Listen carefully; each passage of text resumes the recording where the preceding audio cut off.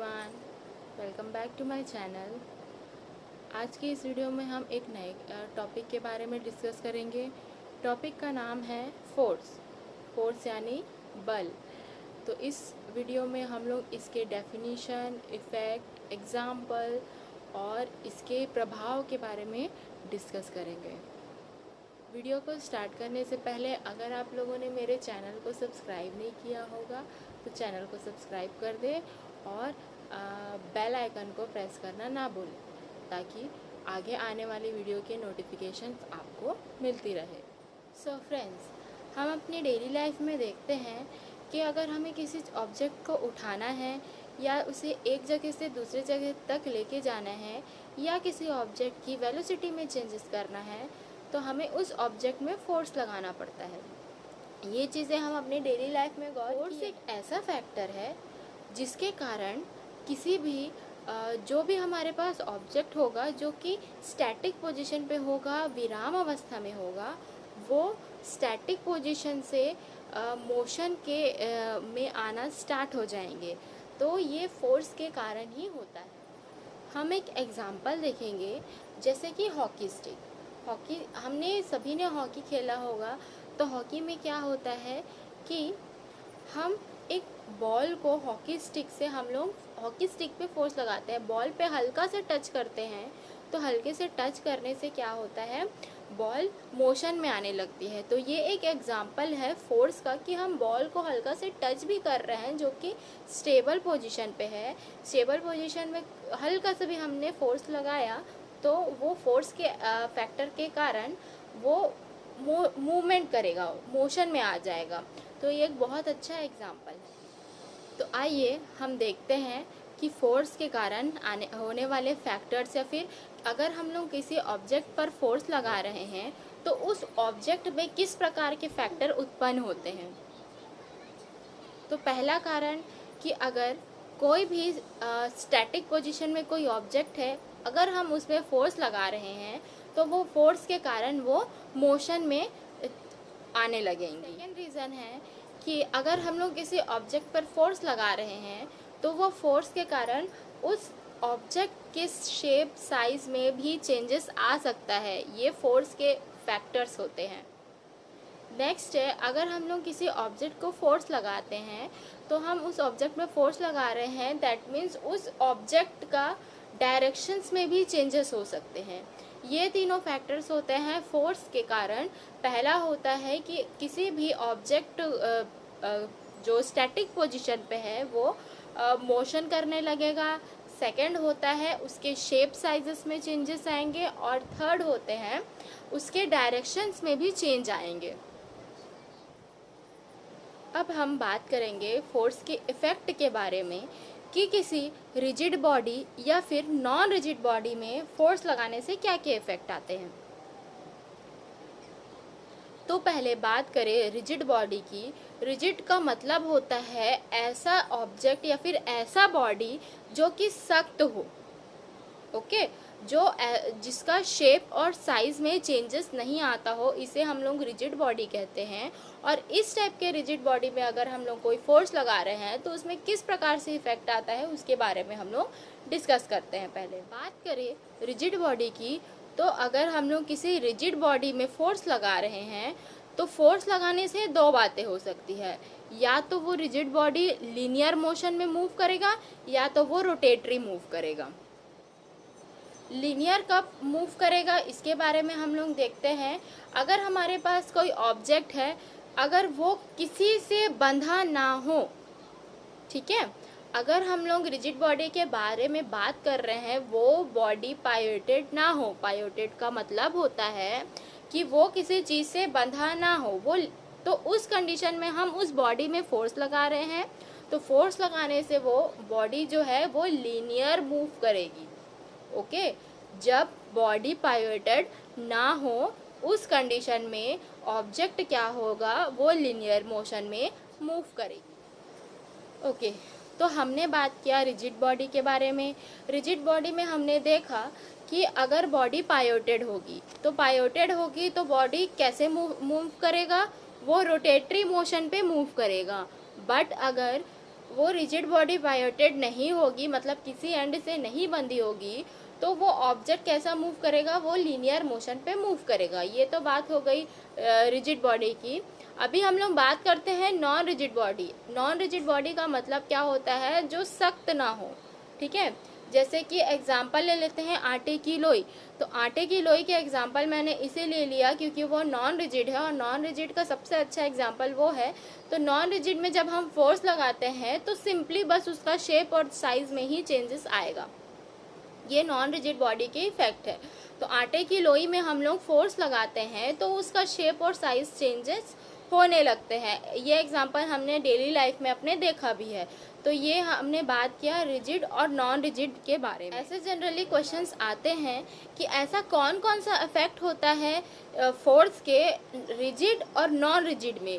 तो ये हमारा आंसर है कि रिजिड और नॉन रिजिड का इफेक्ट क्या क्या होता है फोर्स लगाने से। ये मैंने अभी समझाया आप लोगों को।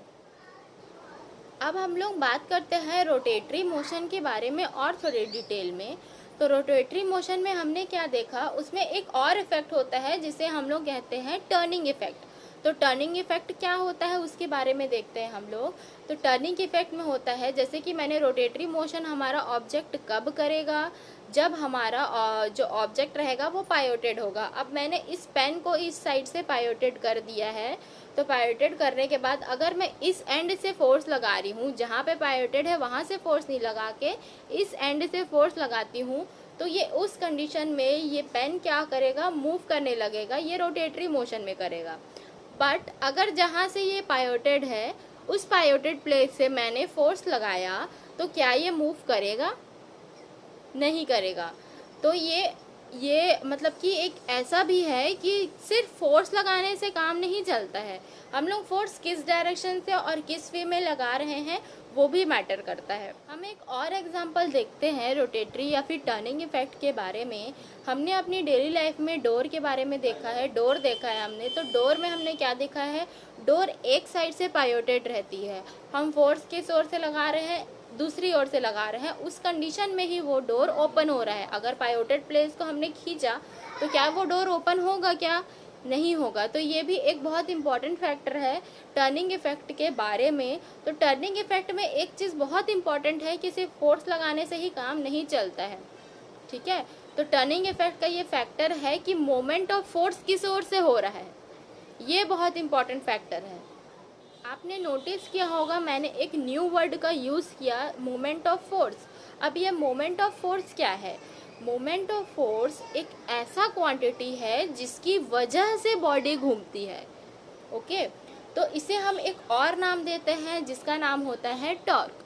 तो ये एक ऐसा क्वांटिटी है जिसके कारण कोई भी बॉडी मूव करती है। तो मोमेंट ऑफ फोर्स का फॉर्मूला देखेंगे हम लोग।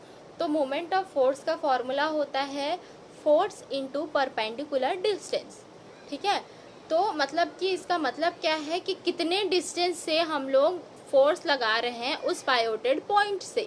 मतलब कि जैसे कि मैंने ये पेन लिया, तो अगर ये पॉइंट इसका फिक्स्ड है, पायोटेड है, तो मैं यहाँ से यहाँ तक का ही डिस्टेंस क्या होगा, ये परपेंडिकुलर डिस्टेंस होगा इसका।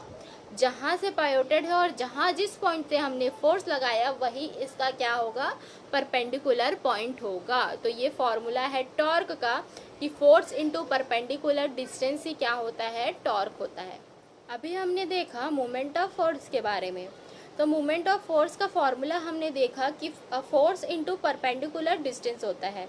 अब हम इस मोमेंट ऑफ फोर्स के डायरेक्शन के बारे में बात करेंगे कि ये किस किस डायरेक्शन में मूव करता है। तो moment of direction two types के होते हैं, दो तरीके से ही वो डायरेक्शन में मूव करेगा। पहला होता है क्लॉकवाइज और दूसरा होता है एंटी क्लॉकवाइज। देखिए मैं एक एग्जांपल लेती हूँ। जैसे कि मैंने ये पेन लिया, तो पेन को मैंने इधर से पायोटेड कर दिया। अब मैं फोर्स लगा रही हूँ इस ओर से, नीचे की ओर से मैं फोर्स लगा रही हूँ।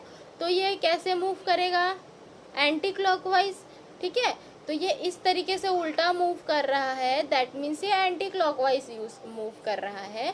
अब मैंने इस पेन को ऊपर की डायरेक्शन से फोर्स लगाया है। तो इस कंडीशन में ये जो पेन है इस कंडीशन में ये जो पेन है वो कैसे मूव करेगा, क्लॉकवाइज। घड़ी ऐसे घूमती है तो हम लोग उसको ले लेते हैं क्लॉकवाइज। तो कोई भी रिजिड बॉडी जो कि पायोटेड होती है वो जब मूव करता है उसका मूवमेंट ऑफ डायरेक्शन दो तरीके से होते हैं, एक तो क्लॉकवाइज होते हैं, एक एंटी क्लॉकवाइज होते हैं। हम एक बहुत इम्पॉर्टेंट फैक्टर के बारे में बात करते हैं कि क्या टर्निंग इफेक्ट मैक्सिमम कब हो सकता है। ठीक है, तो टर्निंग इफेक्ट मैक्सिमम कब होगा, जब हम फोर्स मैक्सिमम लगा रहे हैं और जो डिस्टेंस है वो भी मैक्सिमम हो।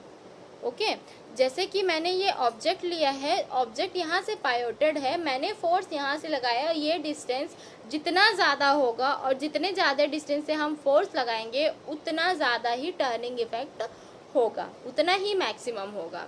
एक एग्जांपल और बताती हूँ। जैसे कि आप लोगों ने देखा होगा, जैक स्क्रू देखा हो, जो कार को उठाने के लिए यूज़ करते हैं, तो उसमें क्या होता है, उसका जो आर्म्स होते हैं वो बहुत लंबे होते हैं, है ना। लंबे क्यों होते हैं, हम लोग जितने दूर से हम उसमें फोर्स लगाते हैं वो घूमता है, हम उसे घुमाते हैं, फोर्स लगा रहे हैं, तो उस कंडीशन में हमें फोर्स कम लगाना पड़ रहा है और हमारा काम भी ज़्यादा हो रहा है ना। तो मतलब कि ये बहुत अच्छा एग्जांपल है कि जितने डिस्टेंस से हम फोर्स लगा रहे हैं हमारा जो टर्निंग इफेक्ट है वो भी मैक्सिमम होगा। ठीक है, तो जितना ज़्यादा लंबा आर्म रहेगा उतना ज़्यादा हमको फोर्स कम लगाना पड़ेगा। इस कंडीशन में हमने तो एक चीज़ देखा कि turning effect of force maximum तो हो सकता है, बट हमने ये चीज़ गौर किया कि टर्निंग इफेक्ट ज़ीरो हो सकता है। बिल्कुल हो सकता है। कब हो सकता है, जब फोर्स हम किसी पायोटेड पॉइंट पर फोर्स मतलब कि बॉडी पर फोर्स ना लगाए तो टर्निंग इफेक्ट भी कितना आएगा, ज़ीरो होगा, है ना।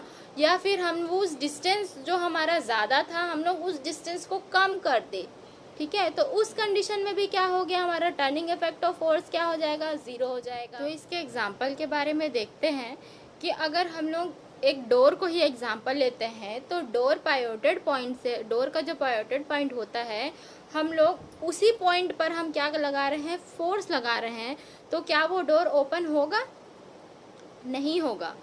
हमको एक प्रॉपर डिस्टेंस मेंटेन करना पड़ेगा, देन ओनली ही वो जो डोर है वो मोशन में आएगा।